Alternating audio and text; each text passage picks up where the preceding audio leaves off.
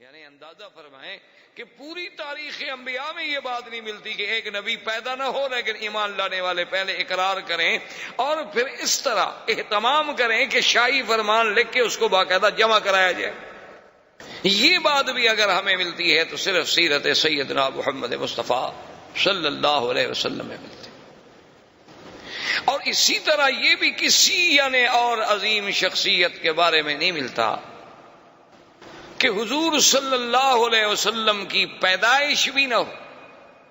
ابھی حضور صلی اللہ علیہ وسلم پیدا بھی نہ ہوئے اور بڑے بڑے سلاطین یعنی آپ دیکھیں کہ جبیر ابن مطعم بھی فرماتے ہیں, شعبہ ابن مغیرہ بھی فرماتے ہیں, ہاشم ابن عبداللہ بھی فرماتے ہیں, یعنی ایک نہیں متعدد روات اس بات کی بات فرماتے ہیں کہ ہم نے مقوقس کے بعد شہنشاہ اسکندریہ کے پاس.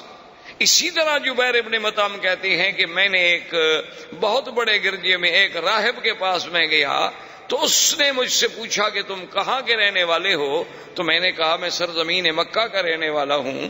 اس وقت حضور کی پیدائش ہو چکی تھی, اعلان نبوت بھی ہو چکا تھا, لیکن یہ اسلام نہیں لائے تھے. تو اس نے کہا کہ اچھا میرے ساتھ تم میرے گرجے میں چلو, میں تمہیں کچھ تصویریں دکھانا چاہتا ہوں.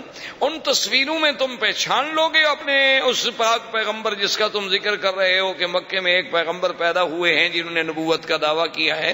میں نے کہا کہ عجیب بات کرتے ہو, تو ہمارے قریب کی بات ہے, میں ان کو نہیں پہچانوں گا تو کون پہچانے گا. تو کہتے ہیں مجھے لے گئے, ایک ایک خانہ کھولتا گیا, تصویریں دکھاتا گیا. ایک تصویر پہ میں نے کہا کہ ہذا صورت رسول, لیکن یہ تصویر ہے اس نبی کی. اس نے کہا بالکل تم ٹھیک. یعنی پہلے سے راہبوں کے پاس, شہنشاہوں کے پاس, مقوقس سے مصر کے پاس, شاہ اسکندریہ کے پاس, حضور صلی اللہ علیہ وسلم کے ولادت سے قبل جو دانیال پیغمبر نے آپ کی شکل بنائی, یا بعد لوگوں نے بربنائے تخیل حضور صلی اللہ علیہ وسلم کی یعنی آپ کی سیرت پڑھ کے, آپ کی صفت پڑھ کے, آپ کی بارے میں حلیہ مبارک پڑھ کے جو تیار کی تھی تصویریں, وہ پہلے سے موجود ہیں اور کسی شخصیت کے بارے میں اتنا بڑا اہتمام نہیں ملتا.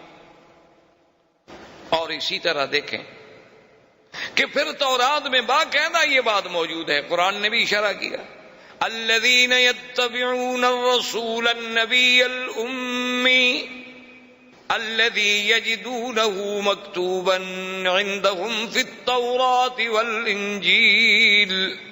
اللہ نے قرآن میں بھی ذکر فرما دیا کہ بھی حضور صلی اللہ علیہ وسلم النبی الامی جن کا ذکر تورات و انجیل میں بھی موجود ہے. اور اسی طرح یعنی تورات میں اتنی وضاحت کے ساتھ موجود ہے, اتنی وضاحت کے ساتھ موجود ہے کہ نام موجود ہے, اور یہ بھی موجود ہے کہ مولدہ بمکہ ومہجرہ بطیبہ, کہ حضور صلی اللہ علیہ وسلم آپ کا مولد جو ہے وہ مکہ ہوگا, ہجرت جو ہے آپ طیبہ مدینہ منورہ کی طرف فرمائیں گے. اور ساتھ یہ بھی لکھا ہوا ہے کہ لیس بفظ ولا غلیظ ولا سخاب فی الاسواق, اور وہ اللہ کے نبی ایسے ہوں گے کہ سخت ہوں, کہ آپ کی طبیعت میں درستی ہو, زبان میں سختی ہو, ایسے نہیں ہوں گے. نہ بازاروں میں شور مچانے والے ہوں گے. اور یہ بھی لکھا ہوا تھا اس کے اندر کہ انہو یقبل الہدیۃ ولا یقبل الصدقہ, اس نبی کی شان یہ ہے کہ وہ ہدیات کوئی پیش کرے تو قبول فرما لیں گے لیکن صدقے کا مال نہیں کھائیں گے. اور یہ بھی اس میں لکھا ہوا تھا کہ حضور صلی اللہ علیہ وسلم کا دونوں کندھوں درمیان جو فاصلہ ہے وہ عام انسانوں سے زیادہ ہے. اور یہ بھی لکھا ہوا تھا بین کتفیہ علامت, کہ آپ کے دو کندھوں کے درمیان میں پشت کے مقام پہ ایک علامت نبوت بھی ہے. اور یہ بھی لکھا ہوا تھا کہ آپ کی امت جو ہے وہ حمادون ہوں گے. اور یہ بھی تورات میں لکھا ہوا تھا کہ آپ کی امت جو ہے وہ یعنی پنڈلیوں تک اپنی چادریں پہنے گی اور وضو کرنے والی ہوگی اور وقت پہ بڑی نظر رکھنے والی ہوگی اور اول وقت میں نمازیں ادا کرنے والی ہوگی. اور حضور صلی اللہ علیہ وسلم کی یہ بھی شان ہوگی کہ ہر اونچی جگہ پہ نیچی جگہ پہ اللہ کا ذکر کرنے والے ہوں گے, ہر نعمت کا شکر کرنے والے ہوں گے. یعنی اتنی تفسیر ہے تورات میں کہ تو باوجود تحریف و تبدیل کرنے کے بھی ابھی تک صفتیں حضور صلی اللہ علیہ وسلم کی موجود ہیں. تو اس طرح کا اور کسی پیغمبر کسی نبی کے بارے میں کسی کو تو بے سابقہ میں آپ کو یہ تفصیل نہیں ملتی جو شان محمد مصطفیٰ صلی اللہ علیہ وسلم کی ملتی. اچھا، اور اسی طرح آپ نے کبھی غور کیا، اس پہ بھی آپ توجہ کریں کہ اللہ کی قدرت دیکھیں. حضور کے آنے سے قبل دنیا میں 2 سپر پاور تھیں. جیسے آپ کے ہاں سپر پاور تھی نا، پہلے 2 تھیں، اب 1 ہو گئی. ہم تو خیر مسلمان ہیں، یعنی یہ جو الفاظ مستعمل ہوتے ہیں دنیا کی زبانوں میں، ورنہ ہمارے نزدیک تو طاقت اللہ کی ہے. مخلوق کیا ہے؟ مخلوق تو عاجز. بہرحال ایک لفظی طور پر جو باتیں مروج ہیں دنیا میں کہ بڑی طاقت ہے، تو بہرحال اس وقت بھی بڑی طاقتیں 2 تھیں، ایک کسرا اور ایک کیسر، یعنی یا فارس یا روم. یہ 2 قوتیں تھیں. اور پوری دنیا کے نقشے پہ آپ نظر ڈالیں، اگر آپ تورستان یا ترکمانستان، ماورا نہر اور اس طرح جہاں جہاں تک نظر دوڑاتے جائیں گے تو یہ سب فارس کے زیر اثر تھے. اور اگر آپ دوسری طرف نظر ڈالیں گے کہ بلاد مغرب ہیں، المانیہ جو موجودہ جرمنی کہلاتا ہے، المانیہ ہو گیا، بلاد مغرب ہو گئے، کچھ بلاد افریقی ہو گئے، پھر حبشہ ہو گیا، یہ سارا جو تھا یہ کیسر، یہ اس کے تسلط میں.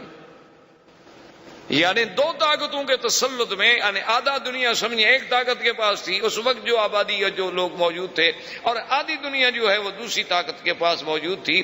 لیکن اللہ کی شان دیکھیں کہ سرزمین مکہ مکرمہ اور مدینہ منورہ یہ دونوں طاقتوں میں کسی کے تسلط میں نہیں تھی. نہ یہاں کیسر کی بات تھی اور نہ یہاں فارس کی بات تھی. اللہ نے اپنے نبی کے لیے کون سا مقام پیدائش منتخب فرمایا کہ ایک ایسے مقام پہ پیدا ہوں جہاں دونوں کا اثر نہ ہو اور پھر وہ دونوں کے اثر کو ختم کرنے والے بھی بن سکیں. تو یہ بھی ایک شان ہے کہ آپ کی پیدائش کے لیے، یعنی ایک ظاہری طور پر، ورنہ باطنی طور پر تو یہ تھا کہ آپ نے اگر چاروں طرف برابر بات پہنچانی ہو تو لازمی بات ہے کہ آپ پھر سینٹر میں، آپ وسط میں بیٹھیں گے کہ بھئی مجمع ہر طرف ہو تاکہ میری آواز جو ہے وہ برابر پہنچ سکے. تو اللہ نے چونکہ پوری کائنات کا مرکز کعبۃ اللہ کو بنایا تھا اور حضور کی آواز کو مشرق و مغرب و شمال و جنوب پوری عالم میں پھیلانا تھا، تو اس لیے بھی اللہ نے حضور کو اس مرکزی مقام پہ پیدا فرمایا. یہ مقام بھی کسی اور کو نہیں مل سکتا. اور اسی طرح آپ دیکھیں کہ حضور صلی اللہ علیہ وسلم کے لیے اللہ نے خاندان کیسا منتخب کیا. یعنی حضور فرماتے ہیں کہ اللہ نے ساری مخلوق پہ جب نظر ڈالی تو سب میں سے اللہ نے ولد اسماعیل کو چن لیا، اور فرمایا پھر ولد اسماعیل میں سے اللہ تبارک و تعالی نے بڑی تفصیل سے حدیث مبارک ہے کہ کنانہ کو چن لیا، پھر ان میں سے اللہ نے قریش کو چن لیا، پھر قریش میں سے اللہ نے بنو ہاشم کو چن لیا، پھر بنو ہاشم میں سے اللہ نے میرے گھرانے یعنی عبد المطلب کے گھرانے کو چن لیا، اور پھر ان میں اللہ نے محمد الرسول اللہ صلی اللہ علیہ وسلم کو چن لیا. یعنی اتنے انتخابات. اور پھر خدا کی قدرت دیکھیں کہ جس مرکز کعبہ میں اللہ نے اپنے نبی کو پیدا فرمانا تھا، یہ باتیں ایسی نہیں ہیں کہ محض ہم کہہ دیں کہ جی اتفاق ہو گیا. ساری باتیں اتفاق نہیں ہوتی. محسوس یہ ہوتا ہے کہ وہ خالق کائنات، وہ رب کائنات، وہ متصرف کائنات، وہ قادر، وہ مالک سب کائنات پہ جس کی نظر اور جس کا علم کے ذرے ذرہ پہ محیط ہے، وہ جانتے تھے کہ اپنے اس پاک پیغمبر کو بھیجنے کے لیے ہم نے کیسے کیسے انتظام کرنے ہیں، حسب کے اعتبار سے، نسب کے اعتبار سے، مولد کے اعتبار سے، منشا کے اعتبار سے، محل ولادت کے اعتبار سے. یہ باتیں اتفاق نہیں، یہ اللہ کے فیصلے تھے. اب دیکھ لیں بہت حد، یعنی حضور کے خاندان میں ہر آپ کے دادا، جیسے آپ دیکھتے جائیں گے محمد ابن عبداللہ ابن عبد المطلب، ہاشم ابن عبد مناف ابن قصی ابن کلاب، تو جیسے جیسے آپ یعنی آپ دیکھتے جائیں گے آپ کے جد امجد کو، اجداد کو، دادوں کو، آپ حیران ہوں گے کہ ہر ایک میں کوئی نہ کوئی ایسی خوبی ہے جو تاریخ انسانیت میں کسی اور میں نہیں ملتی۔ یعنی ہم زیادہ تفصیل میں اگر جائیں تو پھر تو اور بڑا پہلو ہمارا دور ہو جائے گا۔ صرف قریب میں آپ دیکھیں کہ مثلاً آپ کے دادا عبد المطلب ہیں، ان کا نام حقیقت میں عبد المطلب نہیں تھا۔ ایک بات یاد رکھیں، ان کا نام جو ہے شیبہ تھا، ان کا نام عبد المطلب نہیں تھا۔ یہ تو معروف اس لیے ہو گیا کہ شیبہ کے جو والد تھے ہاشم، جب ان کی وفات ہو گئی تو شیبہ ماں کے پاس تھے، یہ اپنی والدہ کی تربیت میں تھے، اور ان کی والدہ جو ہیں وہ ایک بہت بڑے خاندان سے تعلق رکھتی تھیں، اور پھر ان کا سلسلہ جو ہے وہ بھی سرالہ اسماعیل علیہ السلام سے ملتا تھا۔ تو جب یہ بچے تھے شیبہ اپنی ماں کے پاس تھے، جب یہ کچھ بڑے ہو گئے تو ان کے چچا تھے مطلب، تو وہ آئے شیبہ کی ماں کے پاس اور انہوں نے کہا کہ بات یہ ہے کہ اب بچہ بڑا ہو گیا ہے تو مہربانی کریں کہ بچہ ہمارے حوالے کریں۔ اور ماں بڑے گھر کی تھی، بڑے خاندان کی عورت تھی، اور بڑے ناز و نعم سے اس نے تربیت کی تھی، پالا تھا۔ اس نے کہا مطلب تم جو اس کو لے جاؤ گے کہاں رکھو گے؟ تمہارے پاس کہاں اتنا ہے کہ اس کی حفاظت کر سکو، خدمت کر سکو؟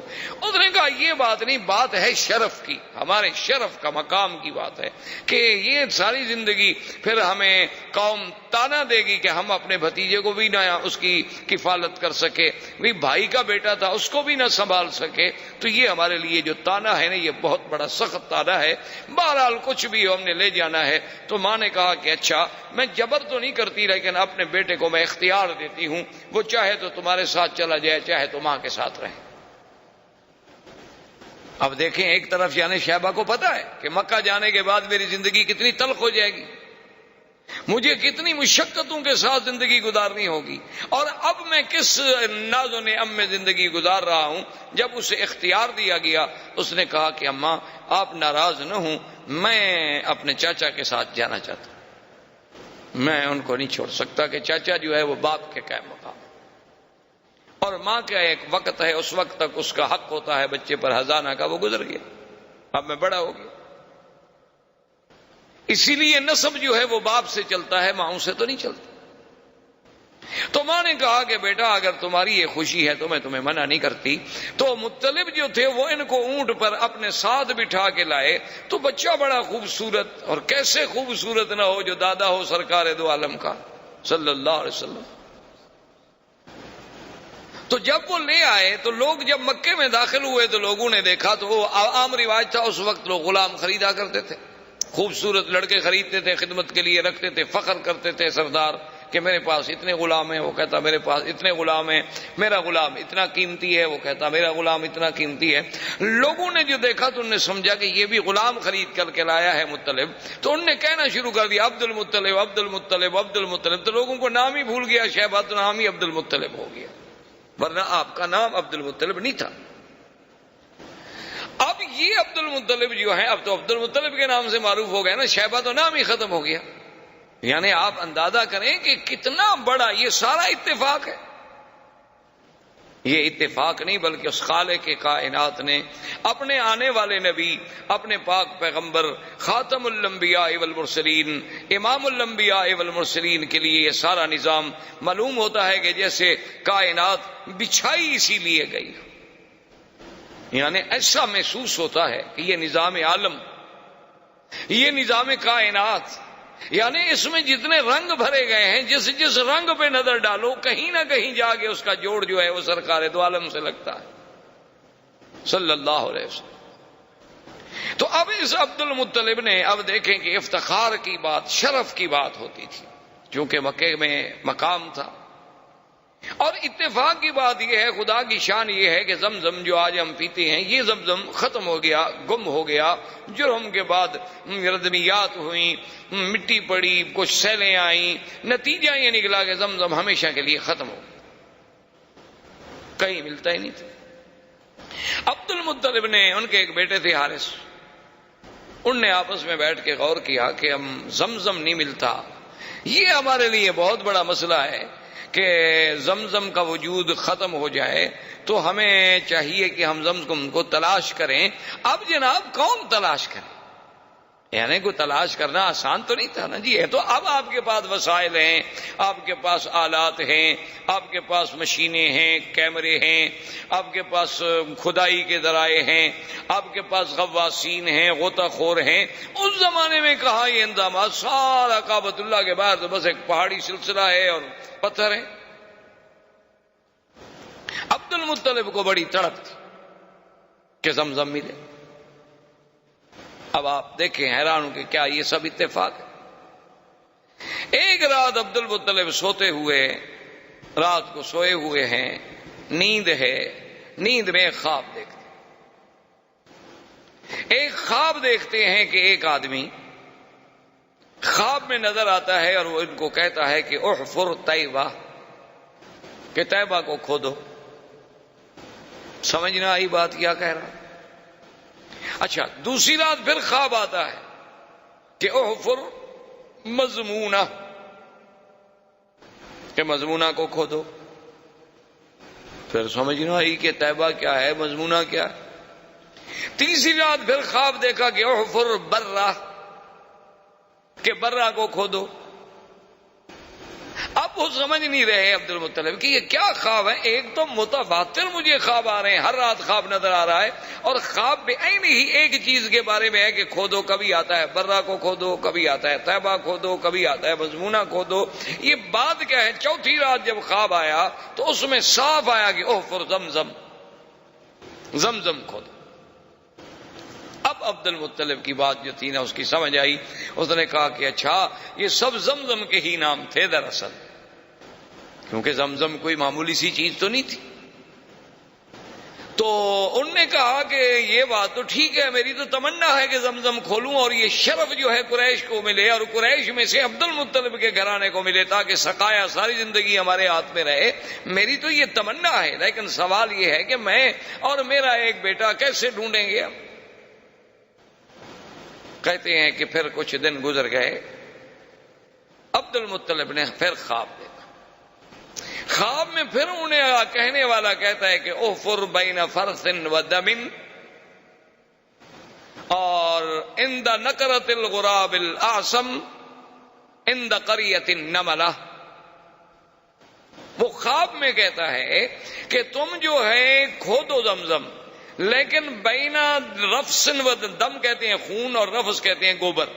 یہ ہم دیکھیں نا، آپ نے اللہ نے جو انسان کے لیے جانور میں دودھ کا سسٹم ہے، تو من بین فرس و دم لبنا خالصا، کہ ادھر فضلہ ہے، ادھر خون ہے، درمیان میں دودھ کی نہر ہے، اور نہ فضلے کا اثر آنے دیتے ہیں نہ خون کا اثر آنے دیتے ہیں. سائغا للشاربین، اللہ کی رحمت ہے. تو ان کو یہ سمجھایا گیا کہ ایک طرف تو گوبر ہوگا، ایک طرف خون ہوگا، اور ایک جگہ ہوگی جہاں غراب الاسم، غراب اسم کہتے ہیں کہ کوا ہو سیاہ لیکن اس کا ایک پر سفید ہو،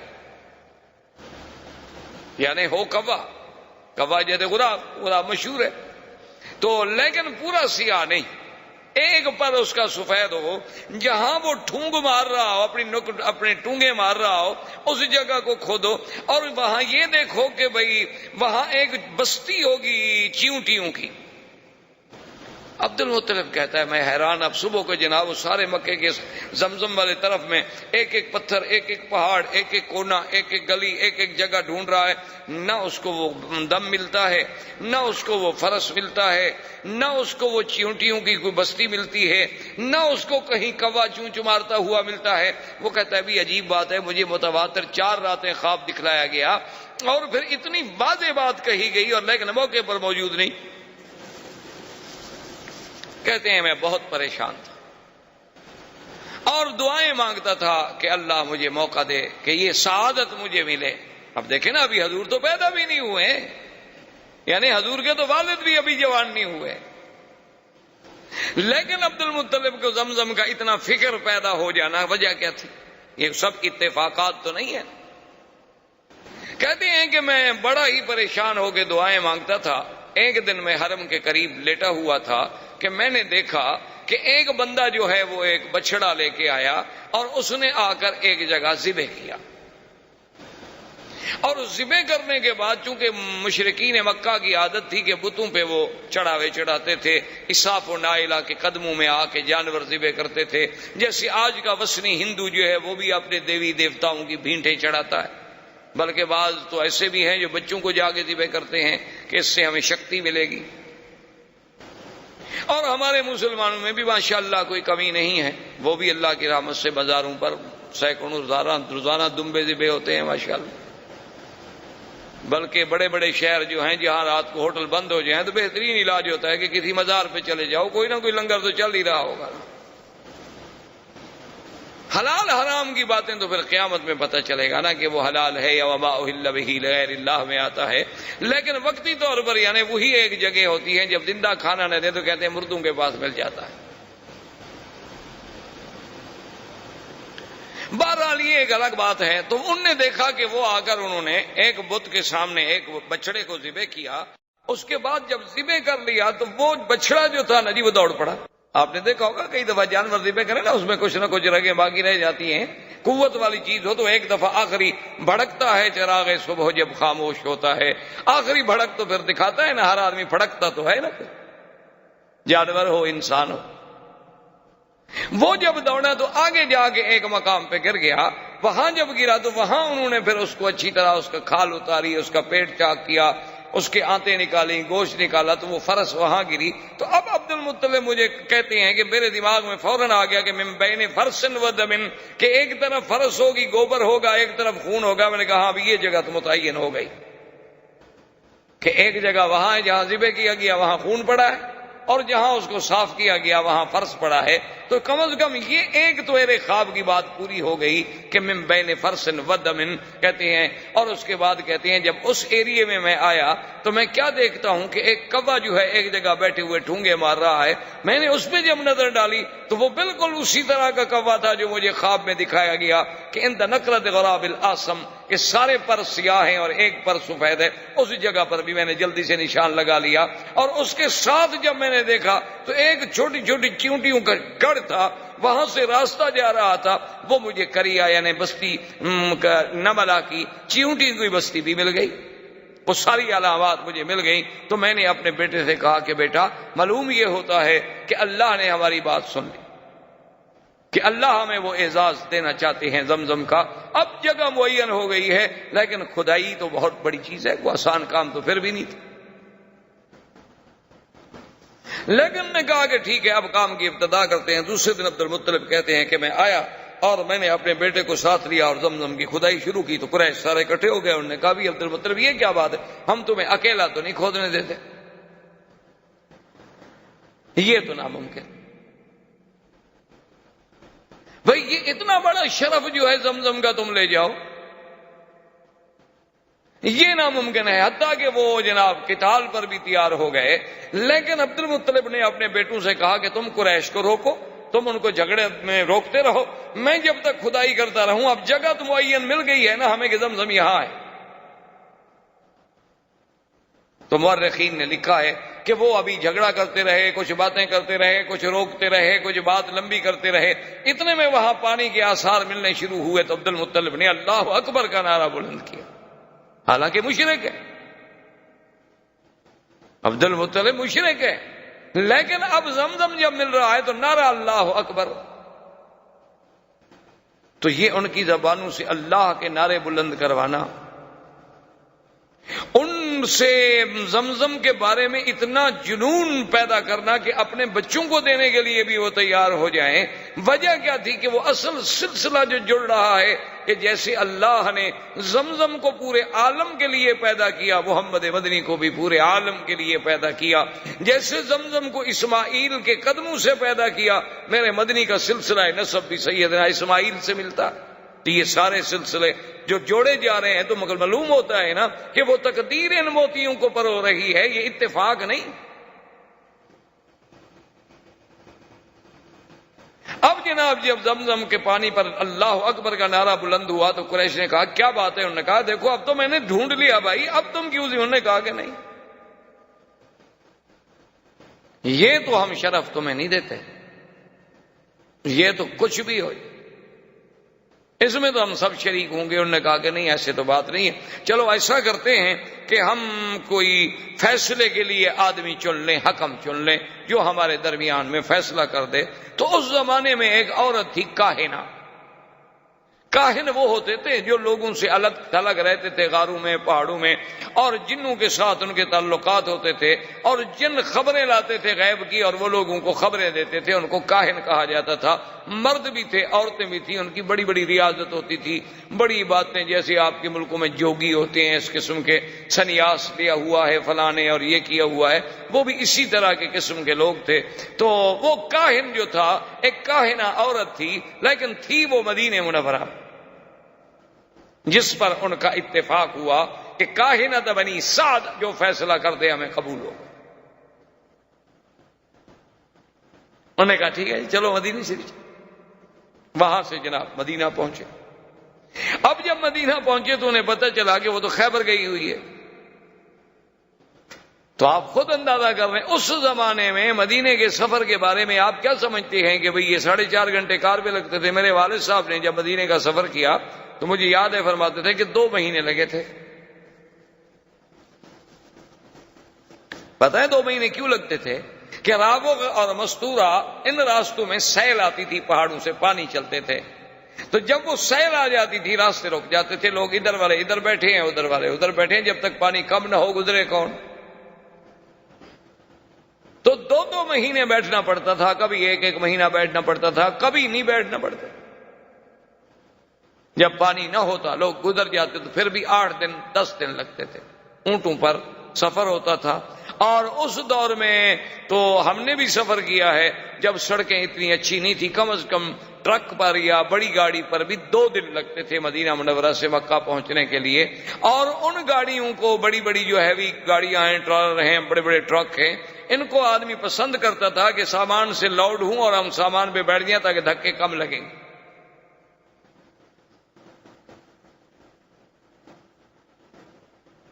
یہ تو آج اللہ کی نعمتیں ہیں جس کا ہمیں شکر نہیں۔ تو بہرحال وہ رابق جب خیبر گئے، خیبر میں جا کے ڈھونڈا۔ اچھا خدا کی قدرت ہے کہ وہاں جس علاقے میں یہ اترے تو ایک جگہ ایسی آ گئی کہ پانی نہ ملے۔ اب سب قریش جو گئے ہوئے تھے انہوں نے کہا بھی اب یہی ہے کہ جلدی سے قبریں شبریں کھود لو، مرنا تو ہے۔ تو جہاں جناب عبد المطلب نے اپنا اونٹ بٹھایا تھا، جب اس اونٹ کو کھڑا کیا تو وہاں پانی نکل آیا۔ تو سب کو پانی مل گیا، کچا کنواں بنا لیا، پانی نکال لیا۔ جا کے کاہنہ کو بتایا، اس نے کہا اتنی بڑی نشانی کے بعد فیصلہ کرانے کیا ہے، ہو بھی اس کا حق ہے۔ اب فیصلے کی باقی کیا بات رہ گئی ہے کہ زمزم بھی اسی کو ملا، جب تم مر رہے تھے تو پانی بھی اسی کی وجہ سے تمہیں ملا، تو یہ تو قدرت کا اشارہ ہے کہ بھئی زمزم کا سقایا جو ہے وہ عبد المطلب کے خاندان میں رہے گا اور کسی کا حق نہیں ہو۔ یہ ایسے تو نہیں ہوتا، یہ ساری چیزیں ایسے تو نہیں کہ جی ہاں بس اتفاق تھا، اس کو اتفاق کہہ کر تو نہیں ٹالا جا سکتا۔ یہ سارا جو ایک نظم چل رہا ہے۔ اچھا اس کے بعد آپ دیکھیں کہ عبد المطلب نے ایک منت مانی تھی کہ اگر مجھے اللہ نے 10 بچے دیے تو میں 1 بچہ جو ہے نا وہ ذبح کروں گا۔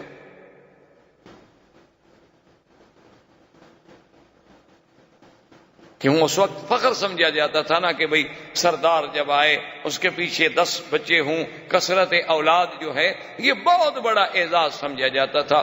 آج کل تو خیر تھوڑے بچے اعزاز سمجھا جاتا ہے، کہتے ہیں کہ بھئی بچے 2 ہی اچھے، باقی ہوں تو لوگوں کو دے دو۔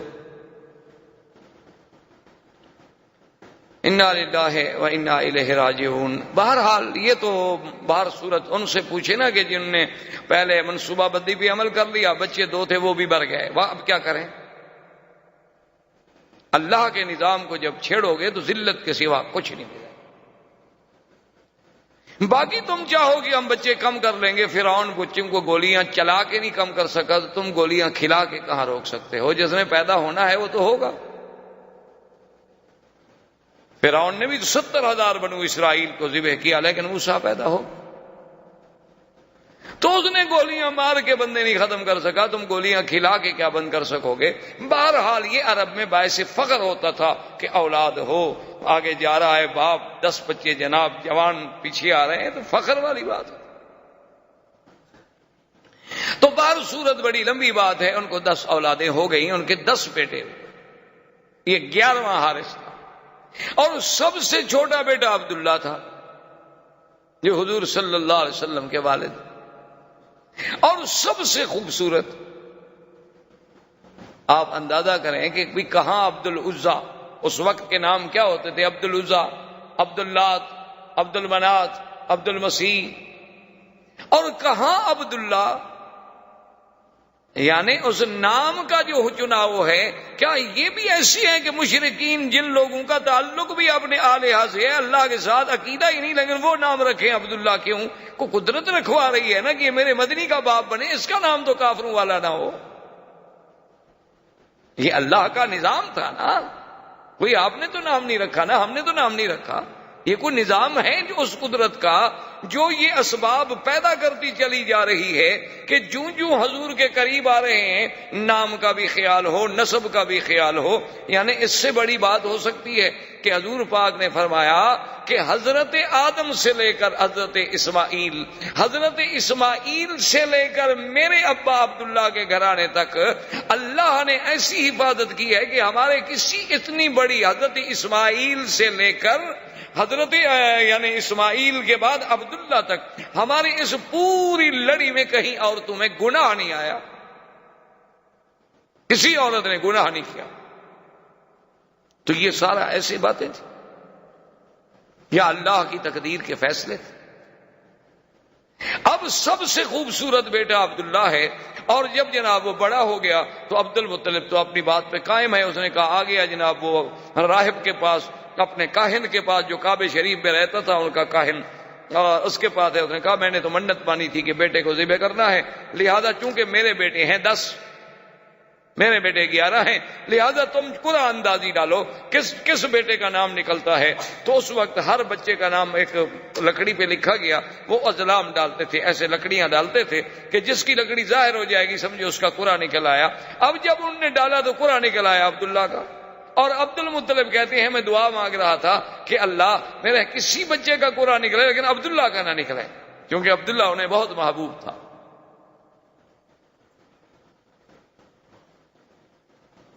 لیکن قرآن عبداللہ کا نکلا ہے۔ عبد المطلب نے کہا کہ بھی پھر ذرا ڈالو، پھر قرآن اندازی کی گئی، پھر قرآن عبداللہ کا نکلا ہے۔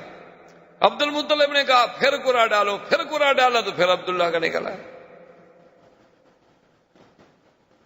جب تینوں دفعہ عبداللہ کا قرآن نکلا تو عبد المطلب نے کہا کہ بس اب تقدیر کا فیصلہ یہی ہے، میں اپنی منت کو پورا کروں گا۔ عبداللہ کو لے کر اصاف ان کا بت تھا، ایک کو صفا پہ رکھا ہوا تھا، ایک کو مروہ پہ رکھا ہوا تھا، اصاف اور نائلہ، کہ اس کے قدموں میں جا کے اپنے بیٹے کو ذبح کروں گا۔ وہ لے کے چلا، قریش کو پتہ چلا تو قریش کے سارے بڑے بڑے اکٹھے ہو گئے، انہوں نے کہا عبد المطلب یہ تم کیا کر، تم اپنے بیٹے کو ذبح کر رہے ہو؟ اس نے کہا میں تو مجبور ہوں، میں تو منت مانی ہے۔ اس نے کہا چاہے منت مانو، یہ کیا منت ہوئی کہ آدمی بیٹے کو ذبح کر دے؟ اس نے کہا کہ نہیں ایسے تو میں نہیں مانتا، چلو ایسا کرتے ہیں کہ پھر اسی کاہنہ کے پاس جاتے ہیں، وہ جو فیصلہ کرے۔ مشرکین مکہ کے یہ بڑے بڑے جو تھے سارے پھر کاہنہ کے پاس آئے، اسے حکایت سنائی گئی۔ اس نے کہا اچھا مجھے یہ بتاؤ اگر تم سے کوئی آدمی مر جائے تو اس کی دیت کتنی ہے؟ اس نے کہا 10 اونٹ۔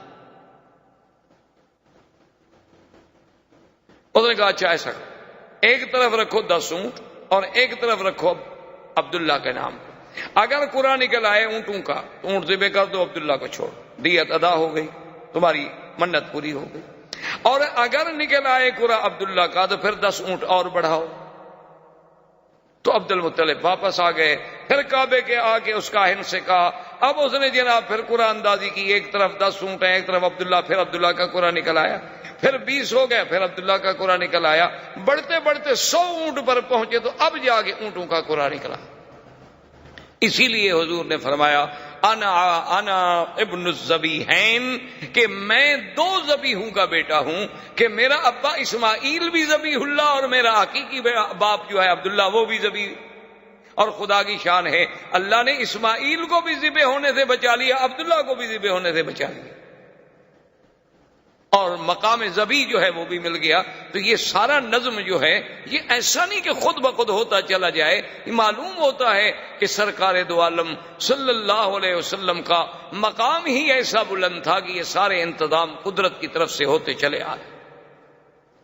اسی طرح عبداللہ کہتے ہیں کہ میں ایک دن مکہ مکرمہ سے باہر گیا ہوا تھا، راستے میں ایک بہت بڑا قبیلہ تھا عرب کا. اس قبیلے سے جب میرا گزر ہوا تو وہاں کچھ عورتیں کھڑی تھی پانی بھرنے کے لیے. پہلے زمانے میں تو عورتیں اسی طرح کنویں پہ جا کے پانی لاتی تھی. ان میں جو سب سے خوبصورت ترین لڑکی تھی، میں اپنی پیاس بجھانے کے لیے پانی کے لیے رکا تو اس نے میری طرف دیکھا بڑے غور سے، اور اس کے بعد وہ مجھے کہنے لگی کہ تمہارا نام کیا ہے؟ میں نے کہا عبداللہ. اس نے کہا اچھا وہ عبد المطلب کے بیٹے تم ہو؟ میں نے کہا ہاں. تو اس نے کہا اچھا ایسا کرنا کہ تم اپنے باپ کو کل ہمارے گھر بھیجنا.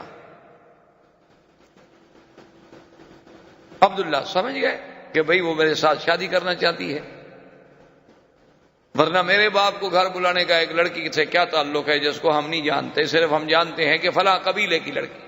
اس سے کیا ضرورت پڑی ہے کہ وہ کہے کہ اپنے باپ کو بھیجنا.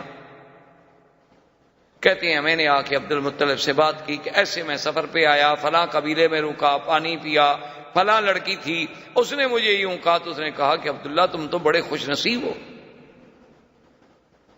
میں نے کہا جی کیسے؟ انہوں نے کہا تم اتنے خوش نصیب ہو کہ اس لڑکی کے لیے تو بڑے بڑے سردار ٹکریں مار چکے ہیں، وہ لڑکی کسی کو قبول ہی نہیں کرتی اللہ کی بندی. اور تم عجیب آدمی ہو کہ تمہیں وہ کہہ رہی ہے کہ اپنے باپ کو خود بھیجو اور خود بلا رہی ہے. تو تمہاری تو قسمت کے کیا کہنے ہیں، تمہیں تو قطعی دیر نہ کرو، جس وقت کہو میں چلنے کے لیے تیار ہوں. لیکن عبداللہ کہتے ہیں اتفاق کی بات ہے کہ مجھے 1-2 دن لگ گئے، اور اپنی مشغولیات کی بنا پر اس کے بعد جو ہے ہم وہاں گئے اس کے قبیلے کے پاس. انہوں نے ہمیں بٹھایا گھر میں، بڑے احترام سے بڑا اکرام کیا، بڑا ہمارا اعزاز کیا. اور اس کے بعد جب ہم نے اس کے باپ سے بات چھیڑی تو اس نے کہا مجھے افسوس ہے، میں انتہائی افسوس سے کہتا ہوں کہ میری لڑکی نے انکار کر دیا ہے، وہ عبداللہ سے شادی کرنا نہیں چاہتی. تو اب ہم بھی عرب تھے، قریش تھے، ہم نے کہا ہمارے لیے بہت بڑی توہین ہے کہ بھئی ہمیں تم نے خود بلایا ہے، آپ کی بچی نے ہی تو کہا تھا اور ہم حاضر ہوئے ہیں.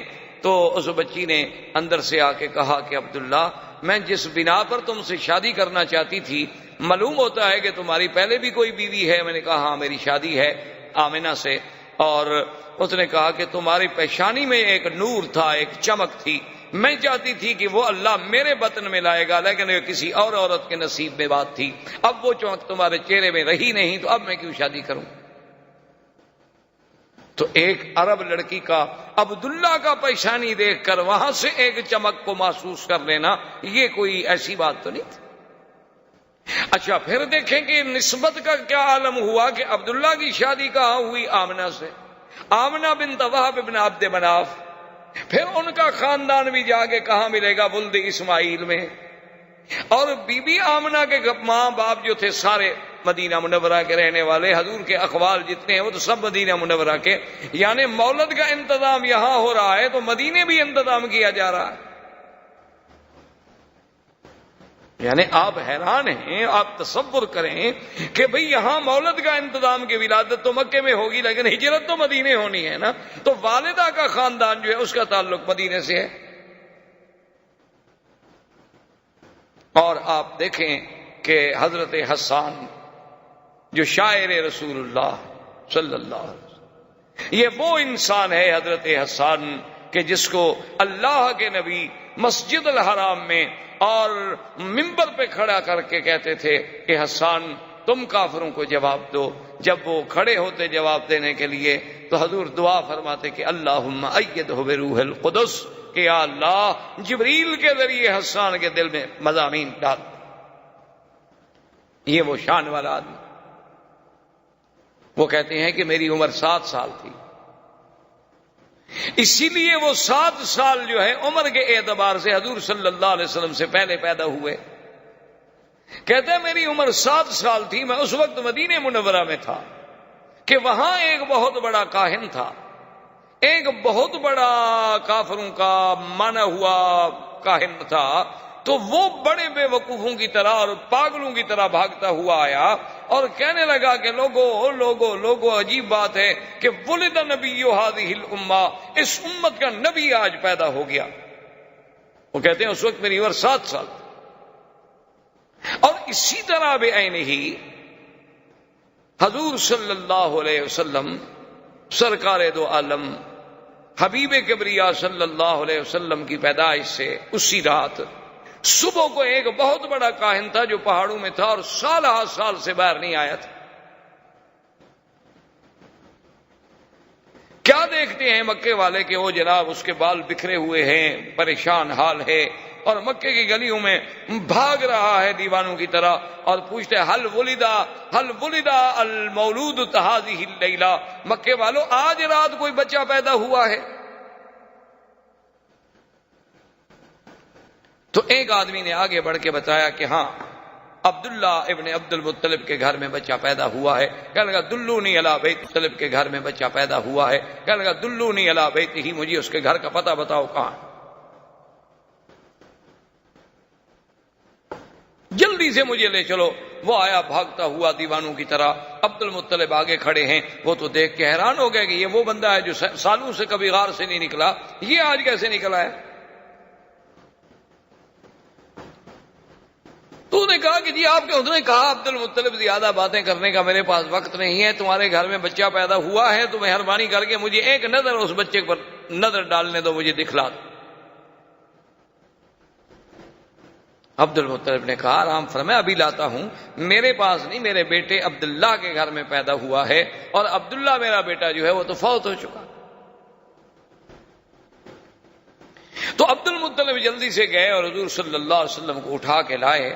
جب اٹھا کے لائے اور اس کی نظر پڑی آپ کے چہرے پر، فخر مغشیاً، تاریخ کہتی ہے، کتابیں کہتے ہیں، حدیث میں بھی موجود ہے کہ وہ بے ہوش ہو کے گر گیا، اور جب ہوش آیا تو کہتا ہے ولد نبی هذه الامہ، ولد نبی هذه الامہ، کہ لوگوں اس امت کا نبی پیدا ہو گیا۔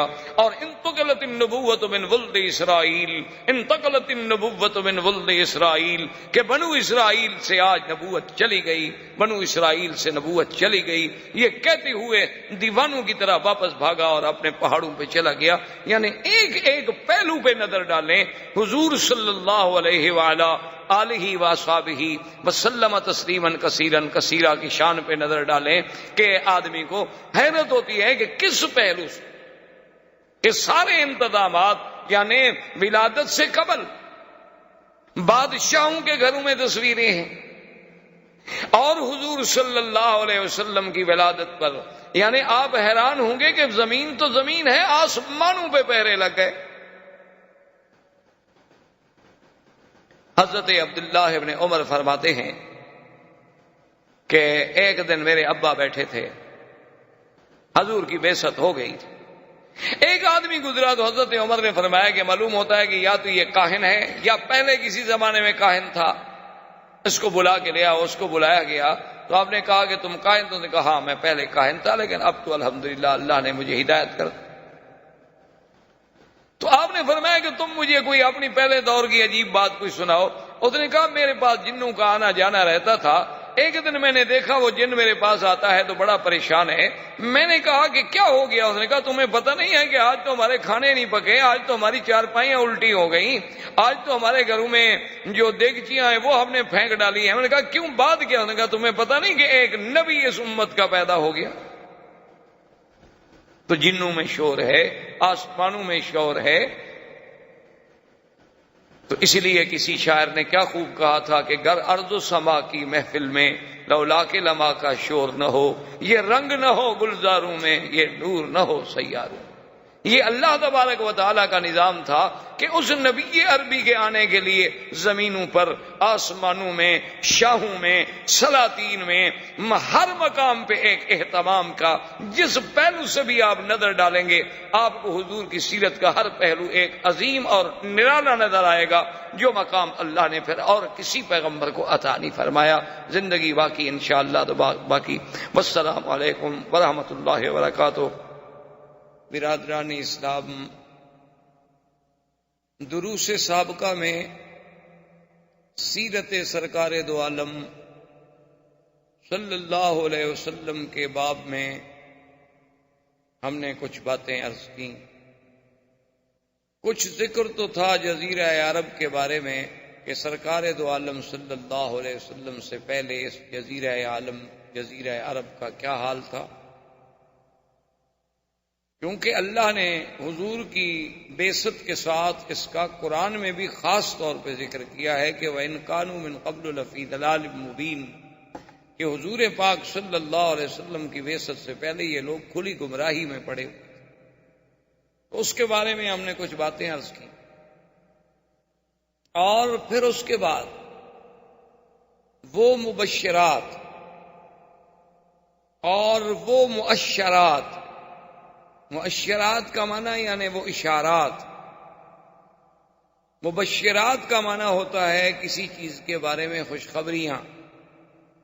تو یہ میں نے سیرت کے پہلو سے پہلے عرض کیا تھا کہ یہ ساری چیزیں ایسے نہیں ہیں کہ خود بخود ایک اتفاق ہے، بلکہ یہ بالکل اگر آدمی بڑے تأمل سے، غور سے، فکر سے سرکار دو عالم صلی اللہ علیہ وسلم کی سیرت طیبہ کے ہر پہلو پہ نظر ڈالے تو سمجھ آتا ہے کہ خالق کائنات نے یہ سارا انتظام، یہ ساری بساط جو ہے یہ اسی لیے بچھائی گئی.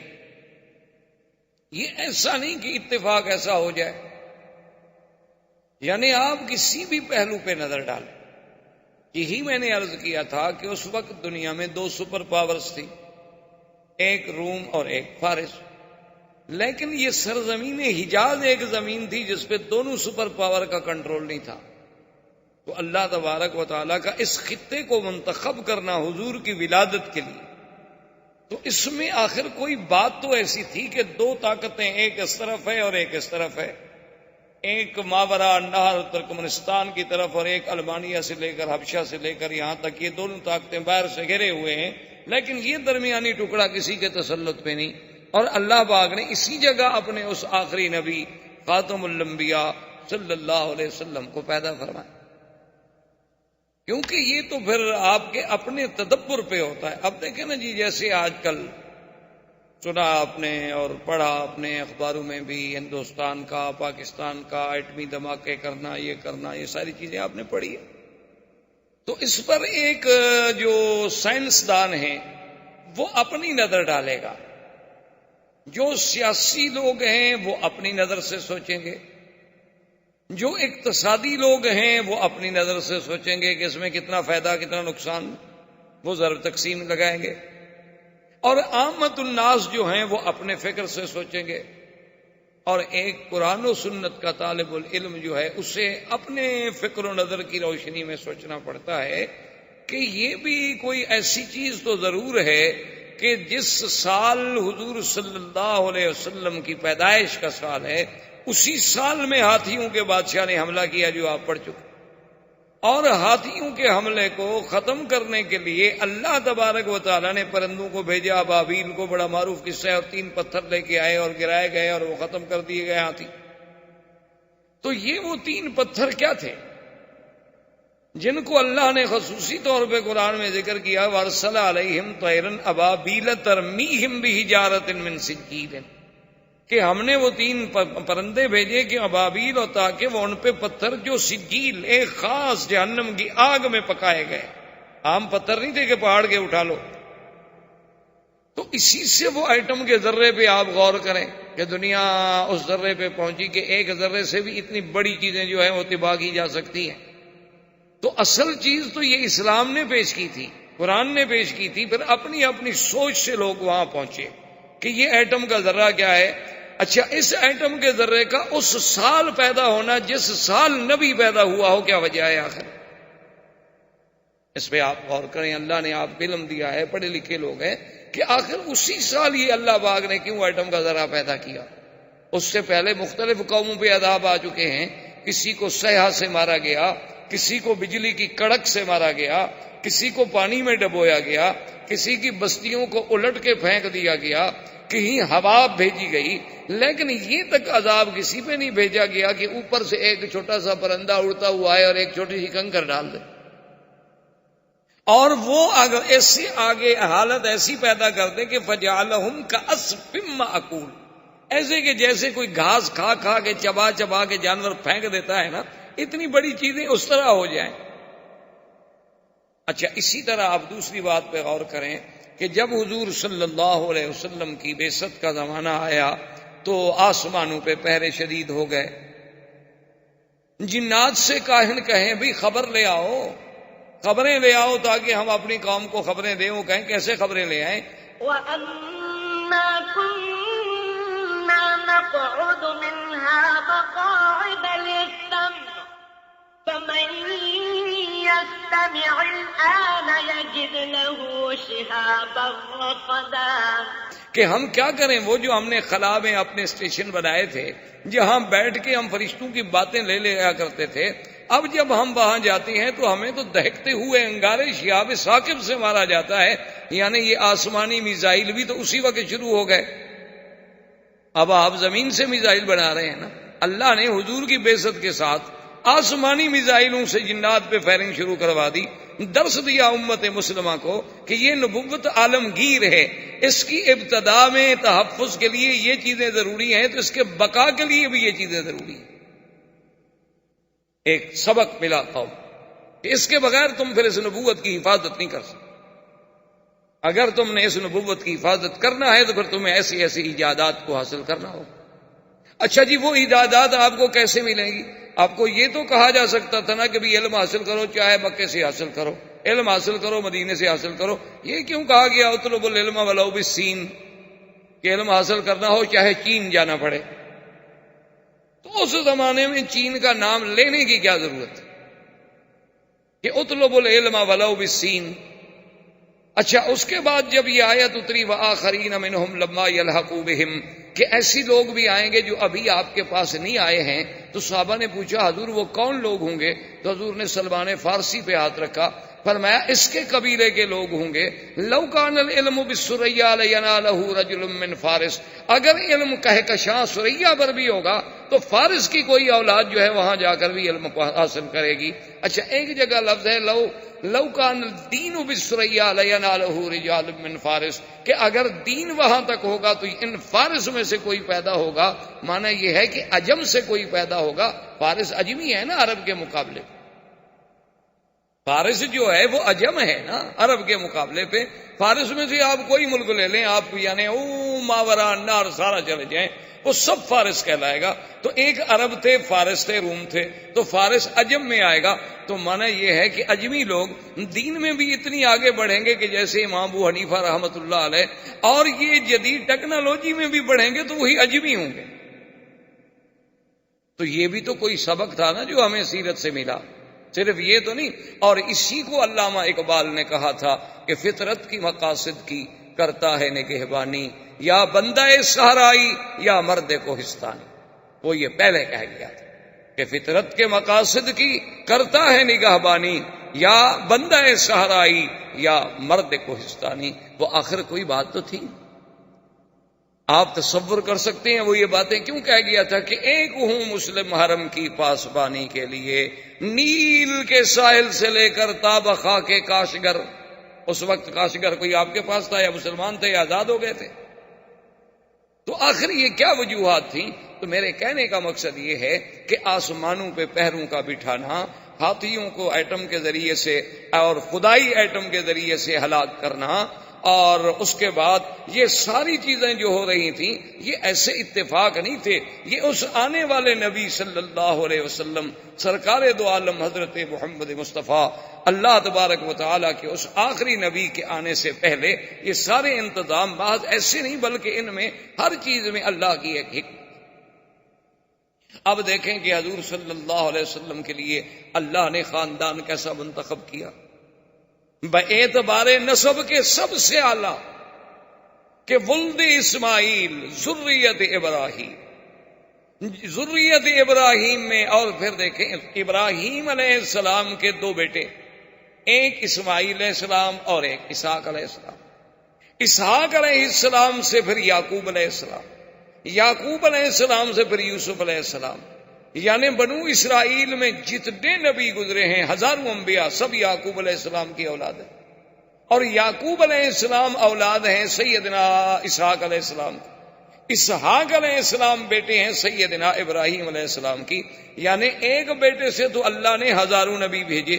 اب جب دوسرے بیٹے کی باری آئی سیدنا اسماعیل کی تو ان میں ایک نبی پیدا کیا محمد الرسول صلی اللہ علیہ وآلہ آلہ واصحابہ وسلم تسلیما کثیرا کثیرا، کہ اس ہزاروں نبیوں سے بھی وہ شان میں سبقت لے گئے۔ یعنی حضرت اسماعیل کے بلد میں تو صرف ایک نبی، حالانکہ وہ بھی تو ابراہیم علیہ السلام کے بیٹے ہیں۔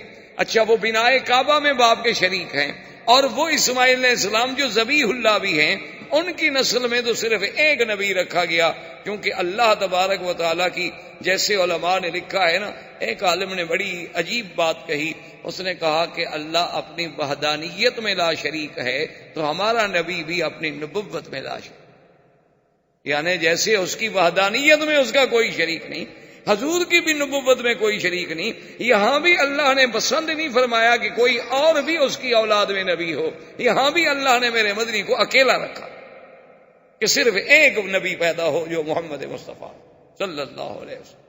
اور پھر اعلیٰ نسب ایسا کہ اللہ تبارک و تعالی نے، حضور خود فرماتے ہیں کہ ان اللہ نظر الی اہل الارض، اللہ نے پوری زمین والوں پہ نظر ڈالی، اور ان میں سے ولد اسماعیل میں سے کنانا میں سے قریش میں سے بنو ہاشم، اور بنو ہاشم میں سے مجھے چن لیا۔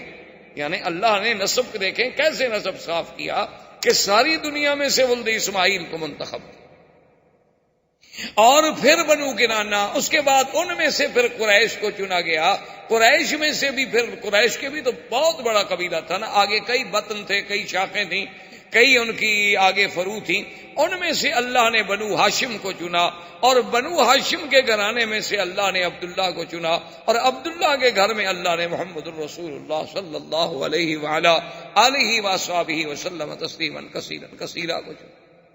یعنی آپ اندازہ فرمائیں یہ سارا ایسے تو نہیں۔ اور پھر یہ دیکھیں کہ جب قریش کا خاندان، یہ لوگ اپنے شرف کے لیے، یعنی اتنے لوگ تھے کہ آج کل تو لوگ پیسوں کے لیے لڑتے ہیں، آج کل تو لوگ پیسوں کے لیے لڑتے ہیں، عورت کے لیے لڑتے ہیں، زر کے لیے لڑتے ہیں، زمین کے لیے لڑتے ہیں، لیکن یہ خاندان جو ہے اس کا کمال دیکھیں، یہ اپنے شرف کے لیے لڑتے تھے کہ یہ ہماری عزت کا مسئلہ ہے۔ ان کی جتنی لڑائیاں آپ دیکھیں گے شرف کی تھی۔ اب دیکھیں کعبۃ اللہ بن گیا، حجر اسود پہ لڑائی ہو گئی تو اس کا مقصد کیا تھا؟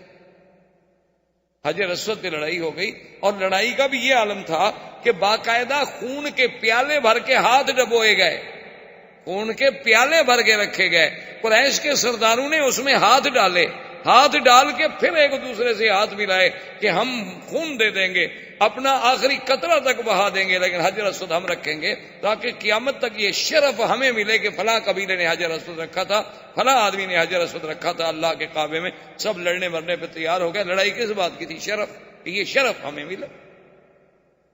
اسی طرح آپ دیکھیں کہ بنو قصی ابن، ان میں سے جب بنو عبد الدار آئے، ان کا پھر لڑائی یہ ہو گئی کہ جناب یہ کعبۃ اللہ کا رفادہ، کعبۃ اللہ کا حجابہ، کعبۃ اللہ کا سقایا، یہ زمزم کا پلانا، کعبۃ اللہ کی چابی، کعبۃ اللہ کا انتظام، حاجیوں کی خدمت، یہ شرف ہے، یہ تو ہمیں ملے اور کسی کو ہم نہیں دیتے۔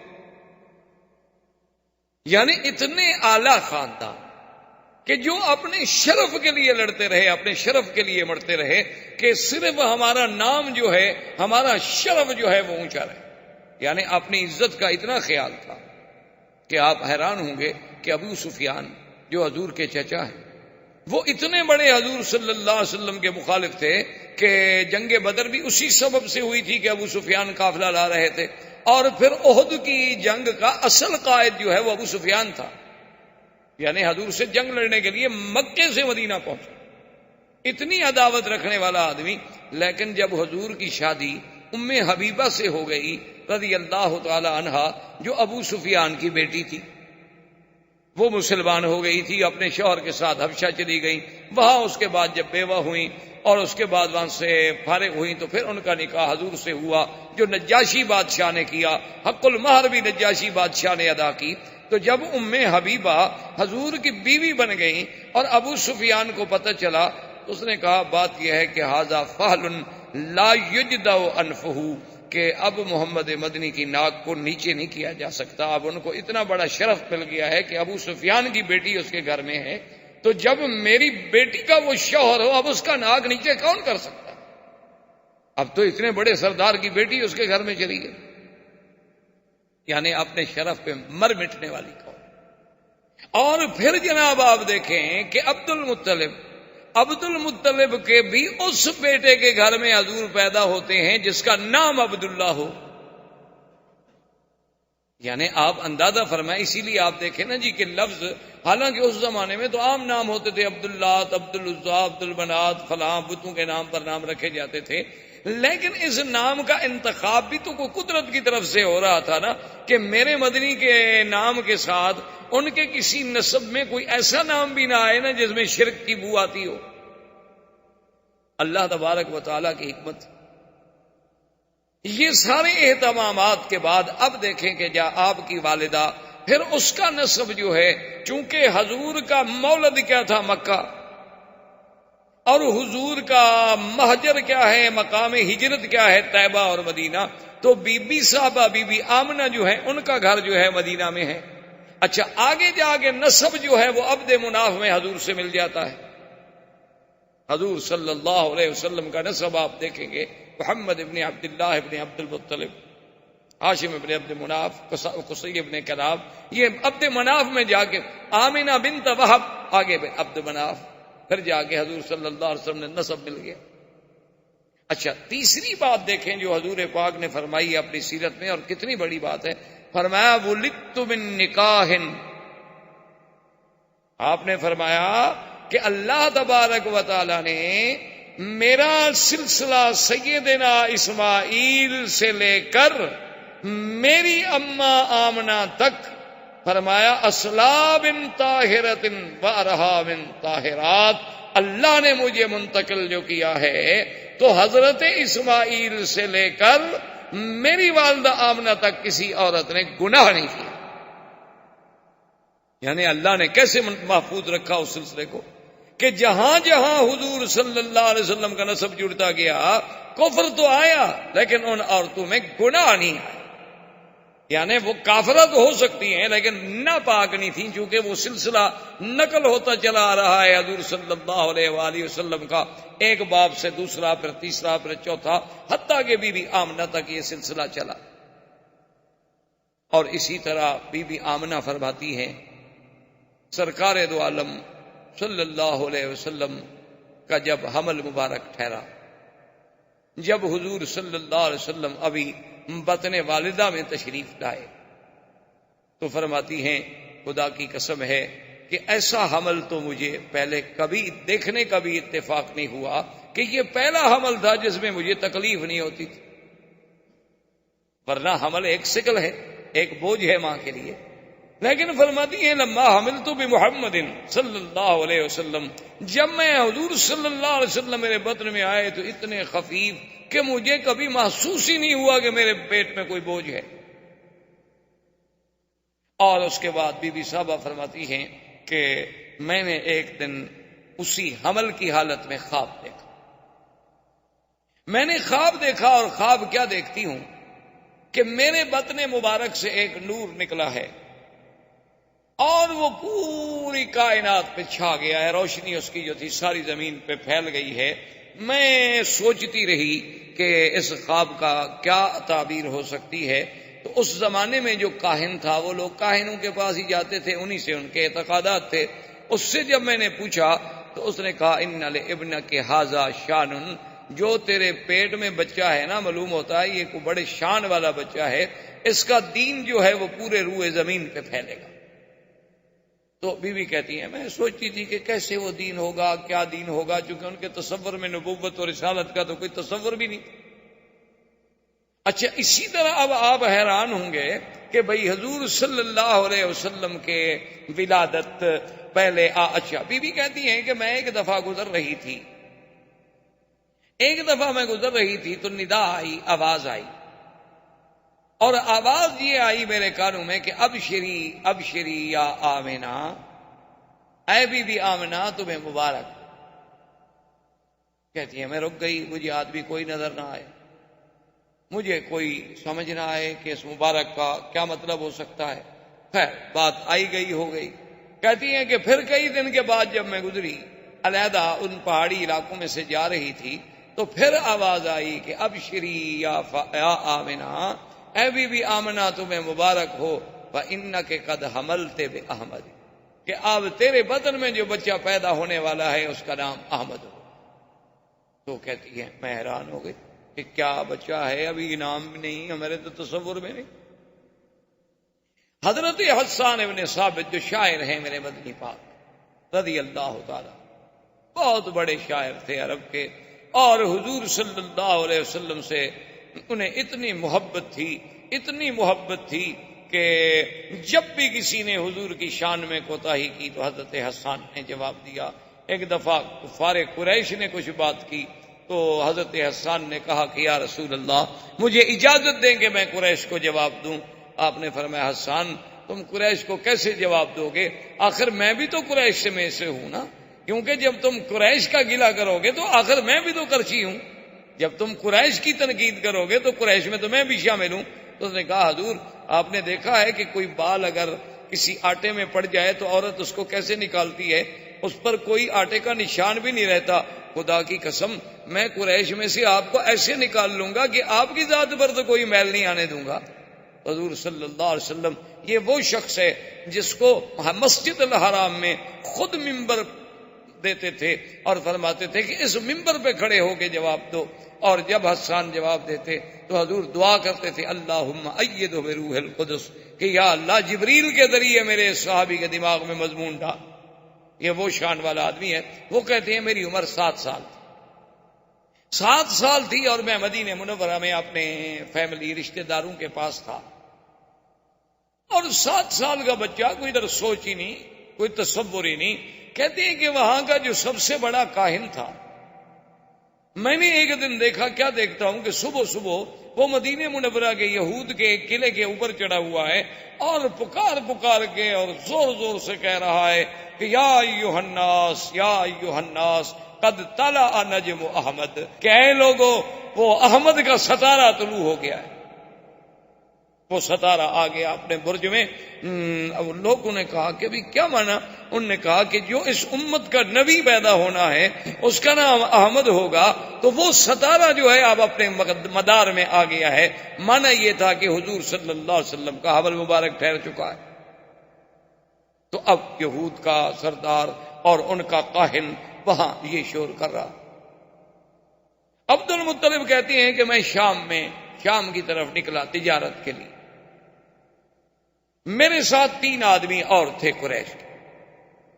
تو وہاں ہم جب شام میں آئے تو کچھ یہودی علماء راہب بڑے بڑے جو تھے انہیں پتہ چلا کہ مکے کے کچھ لوگ آئے ہوئے ہیں، تو انہوں نے ہم سے رابطہ کیا، ہم سے ملے۔ جب ہم سے پوچھا کہ آپ لوگ کون ہیں، ہم نے کہا قریش ہیں۔ کہاں سے آئے؟ انہوں نے کہا مکہ سے آئے ہیں۔ کیوں آئے؟ انہوں نے کہا تجارت کے لیے۔ انہوں نے کہا اچھا ایک بات ہم آپ کو بتاتے ہیں کہ ابھی تھوڑی سی مدت باقی رہ گئی ہے کہ سرزمین مکہ میں ایک بچہ پیدا ہوگا اور وہ نبی ہوگا اس امت کا، اور وہ بچہ جو ہے اس کا نام محمد ہوگا صلی اللہ علیہ وسلم۔ وہ نبی ہوگا اس امت کا اور نام محمد ہوگا صلی اللہ علیہ وسلم۔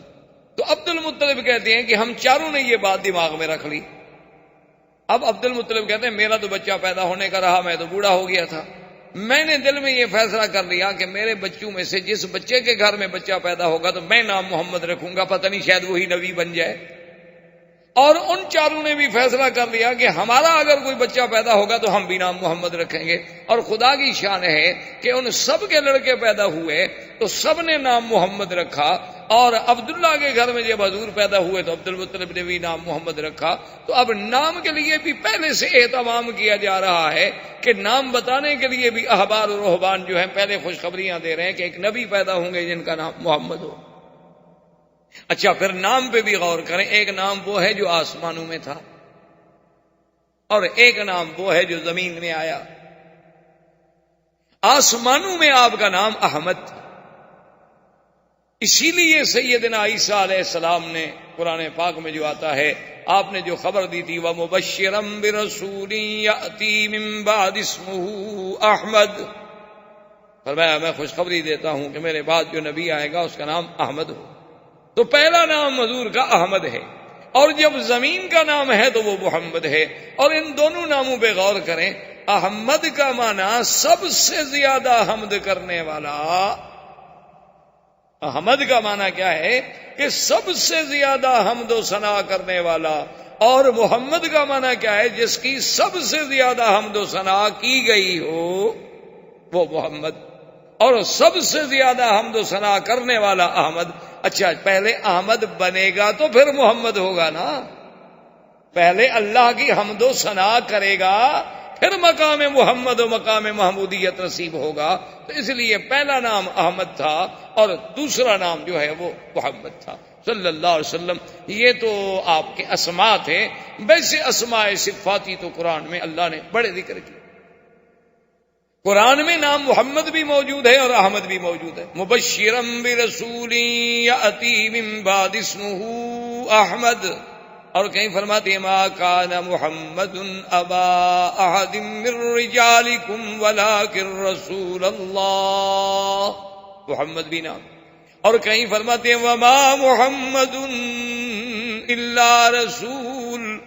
اور کہیں فرمایا محمد الرسول اللہ. اس سب اچھا صفاتی نام بھی موجود ہیں. وما ارسلناک الا رحمتا للعالمین.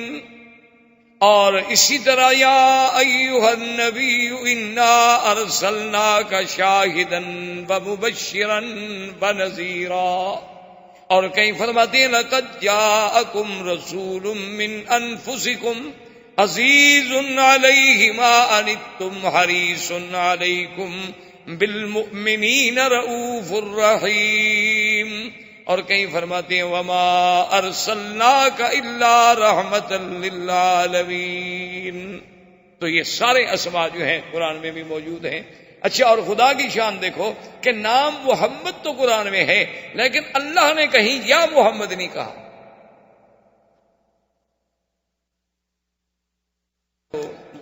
درود شریف تو پڑھ لیا کریں کم سے کم اتنا احساس ہو کہ بھئی حضور کے ساتھ محبت کا یہ فرض ہے کہ جب نام آئے تو فوراً زبان پہ درود شریف آ جانا چاہیے امتی کے. تو بہرحال میرے کہنے کا مقصد یہ تھا کہ عظمت سیرت رسول پاک پہ نظر ڈالیں کہ اللہ نے حضور کا نام تو قرآن میں 4 دفعہ لیا لیکن کسی جگہ یہ نہیں کہا کہ یا محمد. جیسے فرمایا یا عیسی ابن مریم اانت قلت للناس یا عیسی یا زکریا انا نبشرک بغلام اسمہ یحییٰ. یا زکریا یا یحییٰ خذ الکتاب بقوہ یا آدم اسکن انت وزوجک الجنہ. سب کو یا آدم یا زکریا یا. میرے مدنی کو نہیں فرمایا یا محمد. جہاں بھی فرمایا یا ایھا النبی. کہیں فرمایا یا ایھا المزمل. کہیں فرمایا یا ایھا المدثر. کہیں فرمایا یا ایھا الرسول بلغ ما انزل الیک من ربک. اور کہیں فرمایا والضحیٰ واللیل اذا سجا. کہیں فرماتے ہیں طٰہٰ. کہیں فرماتے ہیں یاسین والقرآن الحکیم انک لمن المرسلین. مانا کیا تھا کہ ہر نبی کو نام سے پکارا گیا، میرے مدنی کو اللہ نے لقب سے پکارا. یعنی یہ عظمت جو ہے یہ بھی صرف سیرت مصطفیٰ کے حصے. ہاں کہیں نام لینا ضروری تھا، اللہ نے نام لے لیا لیکن جب اللہ نے مخاطب کیا تو لقب سے کہ اے کپڑے میں لپٹنے والے. حضور صلی اللہ علیہ وسلم کو خطاب کیا گیا تو جب بھی خطاب ہوا تو خطاب لقب سے کیا گیا تاکہ عظمت محمد مصطفیٰ صلی اللہ علیہ وسلم جو ہے وہ آشکارا. اور اسی طرح جناب آپ دیکھیں کہ بی بی صاحبہ بی بی آمنہ کہتی ہیں کہ جب حضور صلی اللہ علیہ وسلم، اور خدا کی شان ہے اسی لیے میں نے عرض کیا تھا نا کہ ذرا غور کریں کہ ولادت کے لیے اللہ نے مکان منتخب کیا تو کون سا؟ یعنی جہاں آپ کا مولد ہے وہ مقام کون سا ہے کہ جس کی اللہ قرآن میں قسمیں کھا رہے ہیں کہ لا اقسم بہذا البلد، اور وہ مقام ہے کہ اول بیت وضع للناس للذی ببکۃ مبارکا، سب سے پہلا گھر. اچھا پھر دیکھیں جوڑ دیکھیں، گھر سب سے اول، نبی سب سے آخر، یعنی اول بیت اور آخرہ نبی، یعنی خدا کی شان. اچھا پھر یہ ہے کہ کعبہ بھی مرکز اور ہدی للعالمین، اور میرا مدنی بھی رحمت للعالمین. اور اسی طرح جیسے کعبے کا وجود بقائے عالم کا سبب ہے کہ جب تک کعبہ ہے دنیا قائم ہے، کعبہ ختم ہوگا دنیا مٹ جائے گی. میرے مدنی کی نبوت آخری ہے، جب تک حضور صلی اللہ علیہ وسلم کا دین قائم ہے دنیا قائم ہے، ورنہ اس کے بعد دنیا فنا ہو جائے گی. تو اللہ نے اپنے نبی کے لیے مولد چنا تو کون سا؟ مکہ، جو ساری کائنات میں سب سے افضل سرزمین. اچھا اور زمان چنا تو کون سا؟ ربیع الاول. ربیع الاول، ربیع کا موسم آپ جانتے ہیں کہ سب سے اچھا موسم کیا ہوتا ہے؟ ربیع. اور زمانہ چنا تو ربیع الاول، مکان چنا تو کعبۃ المشرفہ، اور سنہ کون سا چنا؟ اصحاب الفیل، کہ جس میں کفر کی قوتوں کو ختم کر کے اسی سال محمد مدنی کو پیدا کیا گیا صلی اللہ علیہ وآلہ آلہ واصحابہ وسلم تسلیما کثیرا کثیرا. اور اس کے بعد جب پیدا ہوتے ہیں تو آپ اندازہ فرمائیں کہ بی بی صاحبہ فرماتی ازاد منہا، فرماتی ہیں ایسا نور ہوا کہ ازاد منہا قصور الشام، کہ شام کے محل نظر آنے لگے اور کسرا کے محل کے کنگرے گر گئے. اور مورخین نے باقاعدہ لکھا ہے کہ آپ کہ کسرا کا محل جو تھا، اس کے محل کے کنگرے آگے جو بنے ہوئے تھے نا خوبصورت سے، وہ گرے، اور گرے کتنی؟ 14. جب 14 کنگرے گر گئے تو بادشاہ کو گھبراہٹ پیدا ہو گئی. اب جناب اس نے کہا کہ فوراً احبار رہبان کو بلاؤ. احبار و رہبان کو جب بلایا گیا، ان سے بادشاہ نے بات کی، بھی کیا بات ہے، یہ کیا ہو رہا ہے کہ میرے محل کے کنگرے گر گئے، اور ادھر سے خبر آ رہی ہے کہ ہمارا جو بحیرہ تھا وہ زمین میں دھنس گیا، اور کہیں سے خبر آ رہی ہے کہ آتش بجھ گئی. یہ کیا ہو گیا ہے؟ مجوس کی آتش جو سینکڑوں سالوں سے، صدیوں سے آگ جل رہی تھی، کیونکہ ان کے نزدیک آگ کا بجھ جانا جو ہے وہ تو بہت بڑی، یعنی بہت بری بات تھی، اس لیے وہ ہمیشہ آگ کو جلاتے ہیں. لیکن وہ آگ بجھ گئی، اور پورے کا پورا ایک یعنی جھیل جو ہوتی ہے پانی کی، ایک بحیرہ جو تھا وہ زمین میں فوراً دھنس گیا، اور میرے محل کے 14 کنگرے گر گئے. یہ بات کیا ہو رہی؟ انہوں نے پھر اپنے اس نجوم سے یا جنات سے یا جس ذریعے سے یعنی احوال سنے، تو انہوں نے کہا کہ معلوم یہ ہوتا ہے کہ اس امت کا ایک نبی پیدا ہوا ہے جس کی وجہ سے یہ سب کچھ ہو رہا ہے. تو اس نے کہا کہ اچھا یہ 14 کنگرے کا کیا معنی ہے؟ انہوں نے کہا کہ اب آپ کی حکومت جو ہے صرف اس وقت تک رہے گی، اب 14 بادشاہ ہیں جو حکومت کریں گے آپ کے ملک پر، اس کے بعد پھر آپ کا ملک پر حکومت نہیں رہے، آپ کی شہنشاہیت نہیں رہے. انہوں نے کہا عجیب بات. کہنے لگا اچھا چلو اگر تمہاری بات سچی بھی ہے تو 14 بھی تو کوئی تھوڑے نہیں ہوتے نا، 14 بادشاہ گزریں گے، نسل در نسل، بیٹا آئے گا، پھر اس کا، پھر اس کا، پھر اس کا، تو چلو بڑا زمانہ ہے. اس کا مطلب ہے کہ ابھی ہمارا اقتدار تو ہے نا، 14 نسلیں تو ہماری دیکھیں گی نا اقتدار. تو انہوں نے کہا اب یہ تو ہم نہیں کہہ سکتے، لیکن 14 ضرور دیکھیں گے، لیکن کتنی مدت میں دیکھیں گے یہ آپ کو ہم نہیں بتا سکتے. اللہ کی شان دیکھیں کہ اگلے 4 سال میں 10 مر گئے فوراً، کیونکہ حضور نے آ کے کہنا تھا لا کسرا ولا قیصر بعدہ.